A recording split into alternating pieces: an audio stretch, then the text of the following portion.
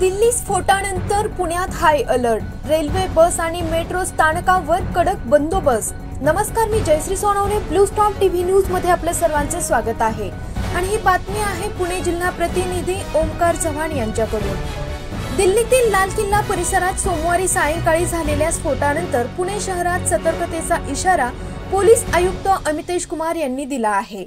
High alert जारी केल्याने शहरातील बंदोबस्तात वाढ करण्यात आली असून दरम्यान लाल किल्ला परिसरात सोमवारी दिनांक 10 नोव्हेंबर सायंकाळी एका कारमध्ये स्फोट झाला।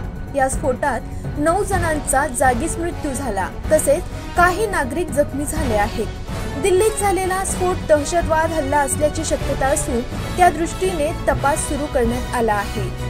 दिल्लीतील स्फोटानंतर पुणे शहर परिसरातील बंदोबस्तात वाढ करण्यात आली आहे। तसेच पुणे रेल्वे स्थानकासह मेट्रो, स्वारगेट, शिवाजीनगर बसस्थानक परिसर, मध्यवर्ती भागात बंदोबस्तात वाढ करण्यात आली आहे।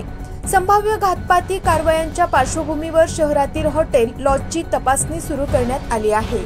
शहरातील संवेदनशील ठिकाणी बंदोबस्तात वाढ करण्यात आल्याची माहिती पुणे पोलिसांच्या विशेष शाखेचे उपायुक्त डॉक्टर संदीप भाजी भाकरे यांनी दिली।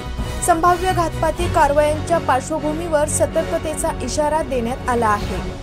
बेवारस वस्तू तसेच संशयित व्यक्ती आढळून आल्यास लगेचच पोलीस नियंत्रण कक्षाशी म्हणजेच 112 क्रमांकाशी संपर्क साधावा असे आवाहन करण्यात आले आहे। अशाच काही नवीन बातम्यांच्या अपडेट्ससाठी आपण पाहत रहा ब्लू स्टॉर्म टीव्ही न्यूज।